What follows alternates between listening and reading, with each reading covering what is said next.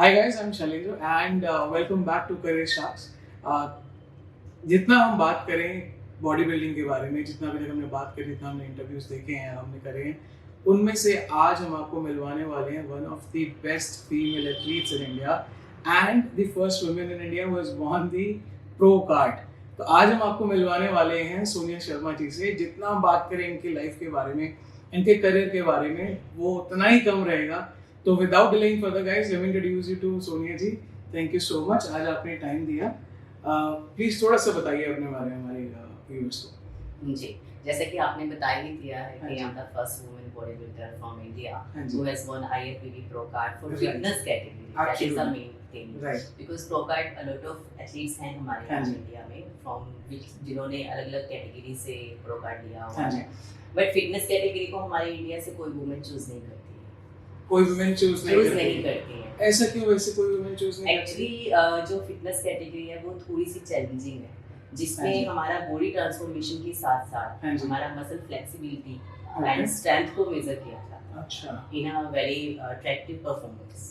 तो वो चीज़ें थोड़ी चैलेंजिंग होती है.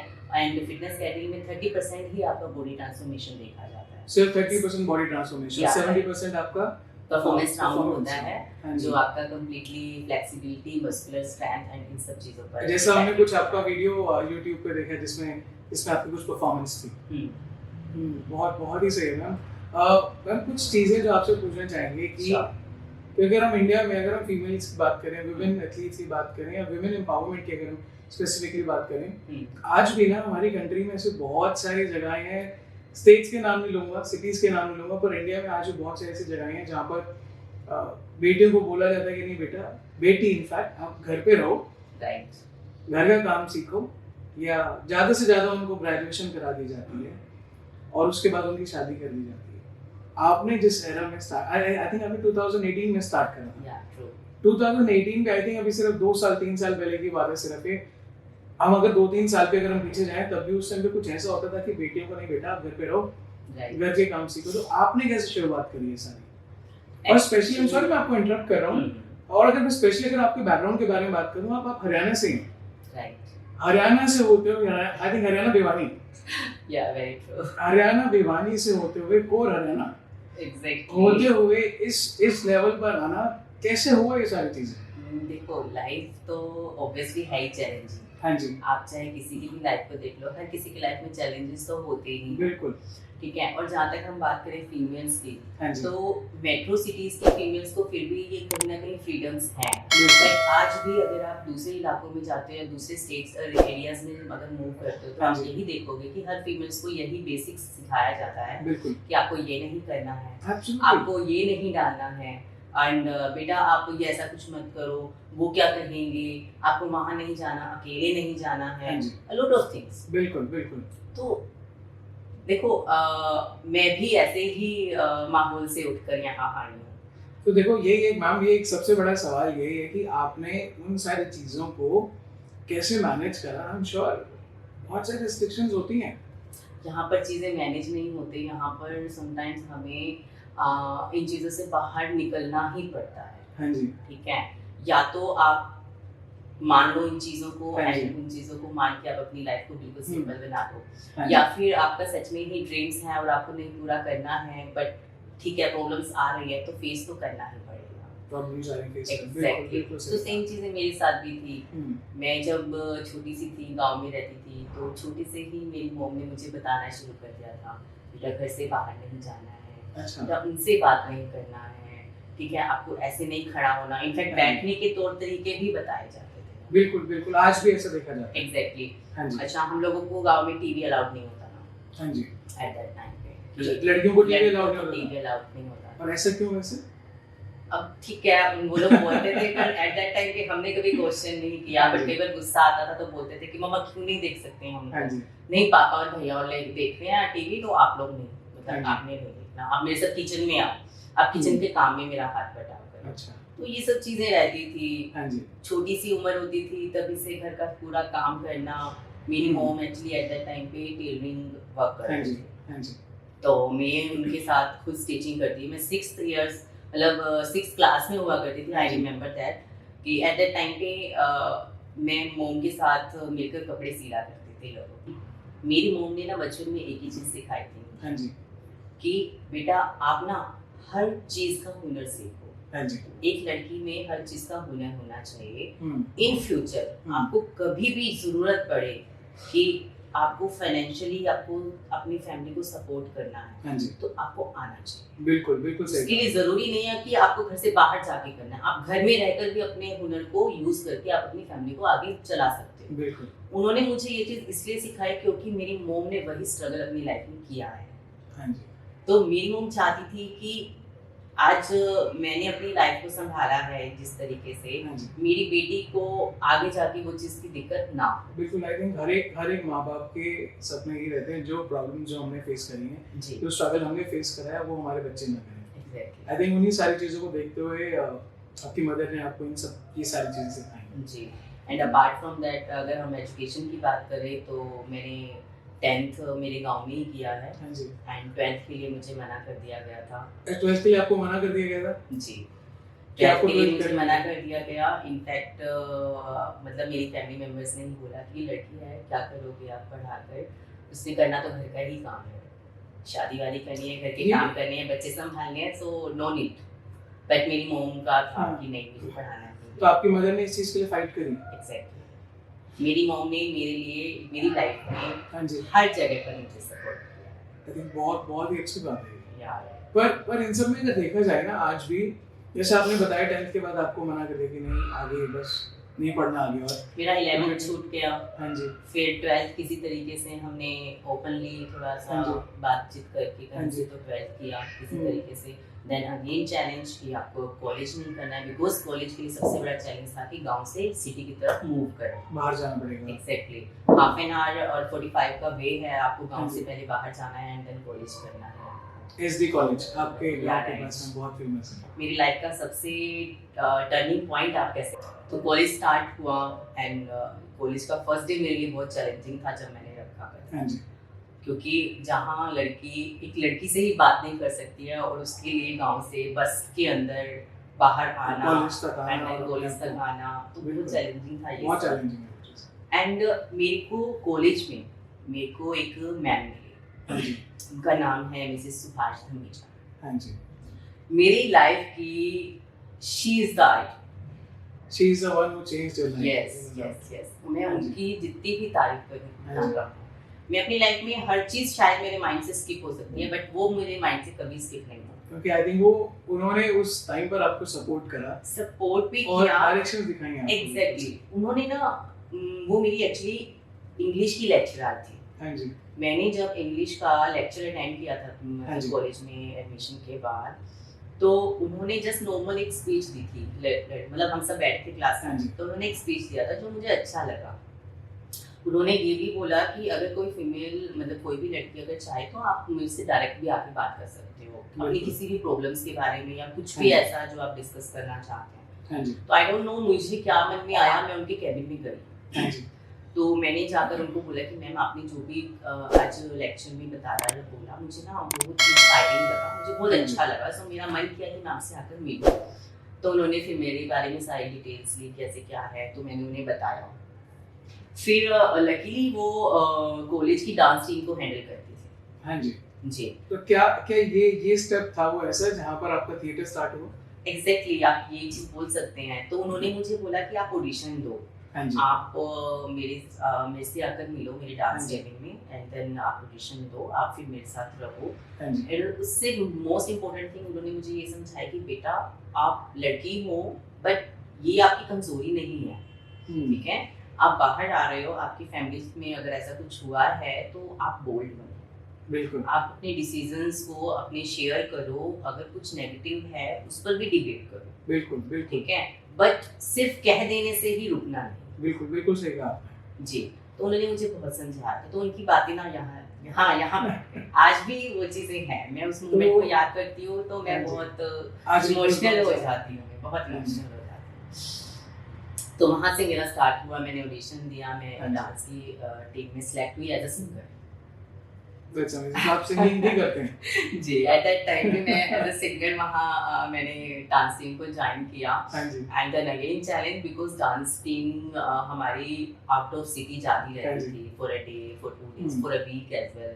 कभी कैलकाटा, बरेली, उड़ीसा, तो अ लॉट ऑफ प्लेसेस में हमारी डांस टीम जाती थी। तो नाउ अगेन चैलेंजिंग कि कॉलेज तक तो परमिशन मिल गया आपको, उससे बाहर जाने के लिए उससे बाहर जाने के लिए कैसे करेंगे आप? हाँ जी। एंड फाइनेंशियल चैलेंजिंग भी रहता है कि आप बिल्कुल। बाहर जा रहे हैं तो आपको बिल्कुल। ऑब्वियसली आपको मनी की भी जरूरत होती बिल्कुल है। सही बात है। तो अगेन वही, तो फिर यही था। देखो फाइनेंशियल तो मैं कुछ अपने आप को ही सपोर्ट करती थी बिकॉज मैं अगर कॉलेज से जा रही हूँ, मेरा जो अपना अर्निंग वे था, आपने बताया था Exactly. मदर ने बहुत सारी चीजें आपको एग्जैक्टली। प्लस मैंने स्टिचिंग करना, एम्ब्रॉयडरी, बुटीक का हो गया, हाँ जी। एंड पार्लर का हो गया, तो मैंने अपना कॉलेज का कंप्लीट खर्चा खुद से किया। एंड मेरा बाहर अंदर का जो भी होता था एक्सपेंस, वो भी मैंने खुद से बियर किया। मेरे को जब हम लोग अवार्ड विनिंग करके आते तो हमें कॉलेज की तरफ से रिवॉर्ड्स मिलते थे, तो उन रिवॉर्ड्स को इकट्ठा करके कमिंग ईयर के लिए जैसे फीस इकट्ठा कर लेना, तो ये सब चीजें रहती थी मैनेज करना। आप कह रहे हो कि कॉलेज लाइफ बहुत ब्यूटीफुली होती है, बट मेरी बहुत चैलेंजिंग रही है। आई थिंक हर एक इंसान का ना, ये नहीं बोलूंगा हर एक इंसान का, लेकिन अक्सर इंसान वो ऊपर उठता है जो स्टार्टिंग में चैलेंजेस फेस करता है। हाँ, आप ये बोल सकते हैं। अगर आप चैलेंजेस फेस नहीं करोगे या फिर आपको चैलेंजेस नहीं आएंगे ना, तो जो आपको सक्सेस भी मिली है वो कुछ टाइम की सक्सेस रहेगी उससे ना। ऐसा मैं नहीं, ऐसा बड़े बड़े विद्वान कहते हैं। अब ये जो आपकी ट्रांजिशन हुई ना, कॉलेज से बॉडी बिल्डिंग, ये जो ट्रांजिशन है, पहले अभी तक तो कॉलेज में था कि कॉलेज में रिस्ट्रिक्शंस हैं, घर वालों ने बोला कि नहीं कॉलेज में नहीं जाना, किसी तरीके से घर वालों को मनाया, पेरेंट्स को मनाया, मदर ने मनाया सबको, और आपको कॉलेज में एडमिशन भी हुआ। अब ये जो सारी ट्रांजिशन हुई, इसके बीच में आपकी शादी भी हुई जी। तो ये आपने जो बॉडी बिल्डिंग है आपने शादी के बाद स्टार्ट करा? कि अच्छा आपने शादी के बाद स्टार्ट करा? इनफैक्ट मैंने अपनी फर्स्ट बेबी के बाद स्टार्ट किया। फर्स्ट बेबी के बाद आपने स्टार्ट करा। I think no offence to any women, बहुत सारी लड़कियों के या फीमेल्स के ऐसे ड्रीम होते हैं कि फर्स्ट बेबी के बाद मुझे फिट होना है, फर्स्ट बेबी के बाद मुझे परफेक्ट फिट में आना है, पर वो एक सपना रह जाता है सिर्फ। और आप कह रहे हो आपने फर्स्ट बेबी के बाद आपने फिटनेस इंडस्ट्री के अंदर आए और प्रो कार्ड भी आपने उस टाइम पे जी। ये कैसे अचीव हो पाया? देखो मैं ना बचपन से बहुत एम्बिशियस रही। हाँ जी। मैंने किसी भी काम को ऐसे करके नहीं छोड़ा कि जस्ट किया और छोड़ दिया, ऐसे फॉर्मेलिटी नहीं करा। हाँ एग्जैक्टली। मैंने अगर किसी काम को किया ना तो मैंने उस काम में वाहवाही ली है। आज भी मैं अगर गांव में जाती हूँ तो मुझे 10 गांव के लोग जानते हैं, क्योंकि मैं उस वक्त पे फेमस थी। मेरे पास 10 गांव के लोग मतलब फीमेल्स आती थी जो स्पेशली मुझसे स्टिच करवाती थी, स्पेशली मुझसे एम्ब्रॉयडरी कराती थी।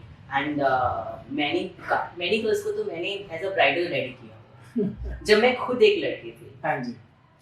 तो मतलब फिर कॉलेज में आने के बाद वो मेडल्स एंड वो फेम, वो नेम जो मिलता है, जो एक रिस्पेक्ट मैंने कमाई थी कॉलेज में, वो ना मतलब जब आप कॉलेज से बाहर आ जाते हो ना तो कहीं ना कहीं वो छूटने लग जाता है। और लाइफ में बहुत सारे ऐसे टाइम्स आए, आपने बहुत सारी ऐसी चीज़ें देखी।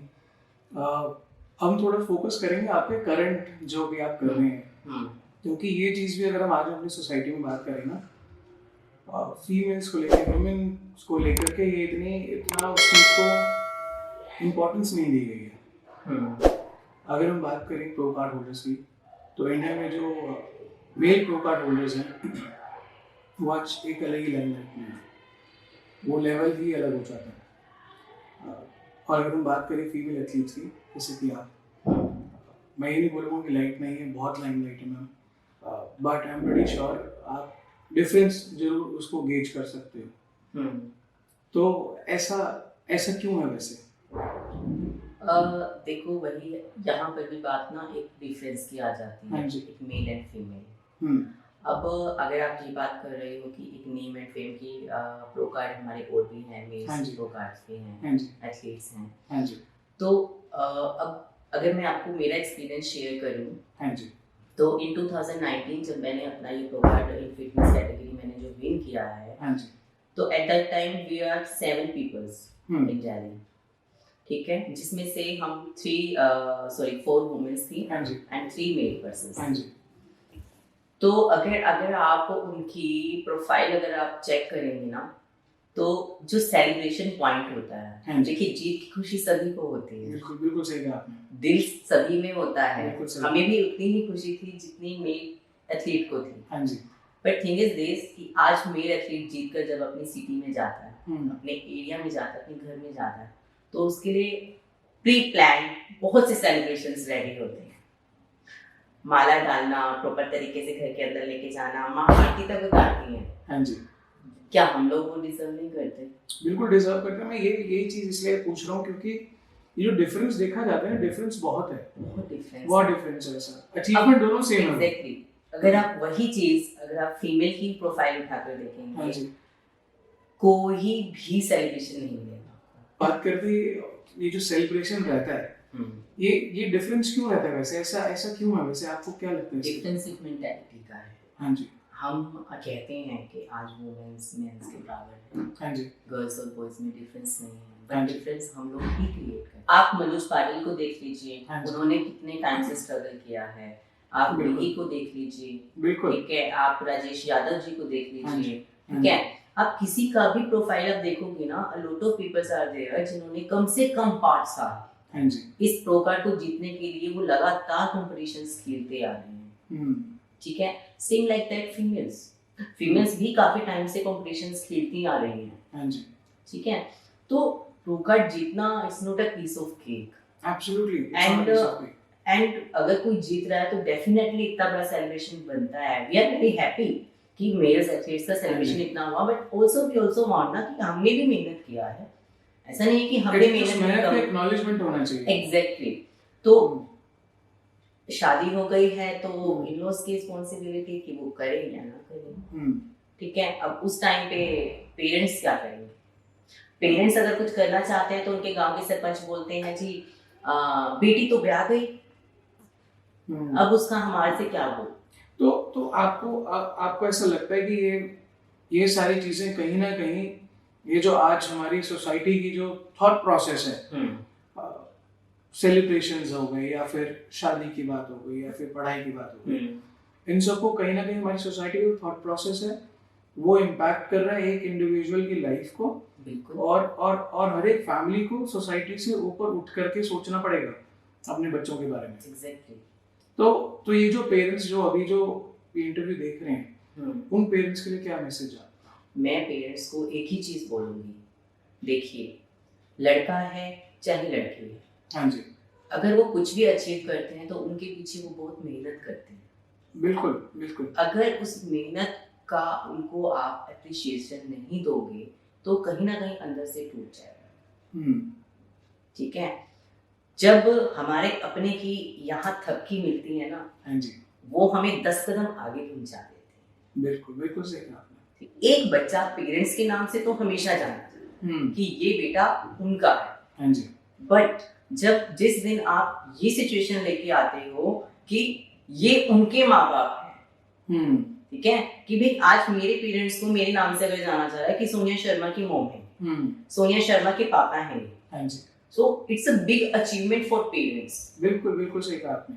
और आई थिंक वो सिचुएशन आज है, बिल्कुल है। और वो आई थिंक वो बहुत कड़ी मेहनत और वो डेडिकेशन के साथ आपने जो अचीव करा अपनी लाइफ में, जिस मुकाम पर आप आज हो, आई थिंक आपके हस्बैंड का बहुत सपोर्ट रहा होगा। डेफिनेटली क्योंकि आई थिंक आपके magic man of my life. इसके बारे में प्लीज थोड़ा सा बताइए। जी बिल्कुल, एक्चुअली मेरे हस्बैंड इसी फिटनेस लाइन से ही हैं, 1999 से। सो 1999 से एग्जैक्टली, हां जी, क्योंकि उनका स्टार्टिंग से ही करियर भी यही रहा है, but he is not a body builder. हां जी, ठीक है, वो एक फिटनेस कोच हैं, वो फिटनेस ट्रेनिंग देते हैं। हां जी, एंड सेम लाइक दैट उन्होंने जब मैं मोटी हो गई थी तो उन्होंने बोला कि बेटा कर लो, जिम कर लो। हां जी, और थोड़ा सा फिट हो जाओ, थोड़ा खुश रहोगी तुम। हां जी। तो पर वो उन चाहते भी थे कि उनका एक जो पार्टनर है ना, अगर उनकी वाइफ ही बन जाए इस फील्ड में तो इससे बड़ा अच्छी बात कोई नहीं है। बिल्कुल बिल्कुल सही कहा। बट उन्होंने काफी बार अपना आइडिया मुझसे शेयर किया, एज मैंने पहले भी बताया कि मेरा जिनसे दूर दूर तक कोई नाता नहीं है, सो मैंने कभी उस चीज को सीरियस ही नहीं लिया। हाँ जी। तो जब मैंने अपने खुद को फिट करने के लिए अपना जिम ज्वाइन किया था, एंड मैंने जब किया एंड हाँ एक दिन उन्होंने अपने क्लाइंट के साथ मेरा ट्रेनिंग करा दिया हाँ जी एंड उनकी क्लाइंट वो 2 साल से उनकी क्लाइंट थी हाँ जी एंड स्टिल उनका वर्कआउट और मेरे वर्कआउट में बहुत ज़्यादा डिफरेंस नहीं था एज कंपेरिजन वाइज स्ट्रेंथ। तो मेरे हस्बैंड को लगा कि यार इसने पहले दिन में ये कर लिया है तो यार ये बहुत अच्छा कर लेगी। तो उन्होंने मुझे मोटिवेट किया।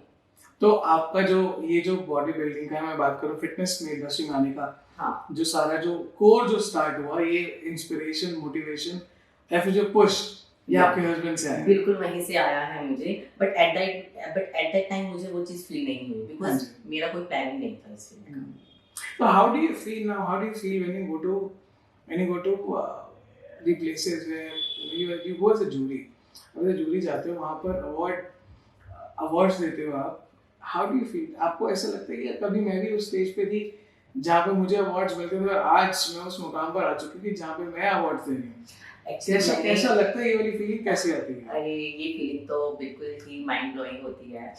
इनफैक्ट मैंने अपने काफी इंटरव्यूज में इस चीज को शेयर किया है कि जब मैं खुद एक पंडाल में खड़े होकर एक स्टेज पे शो देखती थी, जब मैं खुद कुछ नहीं थी, and after winning pro card मेरा लाइफ सडनली ऐसा चेंज हो गया है कि आज मैं मतलब पीपल्स मुझे अपने चैंपियनशिप्स में बुलाते हैं as a guest of honour, as a special guest, sometimes as a celebrity guest.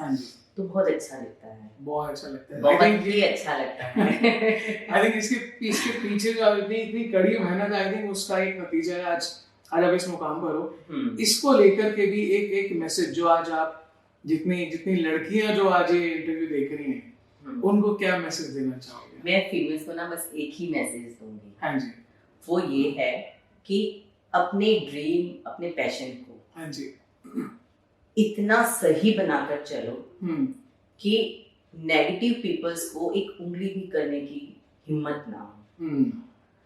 अगर आपका ड्रीम और पैशन करेक्ट है, हाँ जी, आपके माँ बाप का आपके पास सपोर्ट है, हाँ जी, यू कैन डू।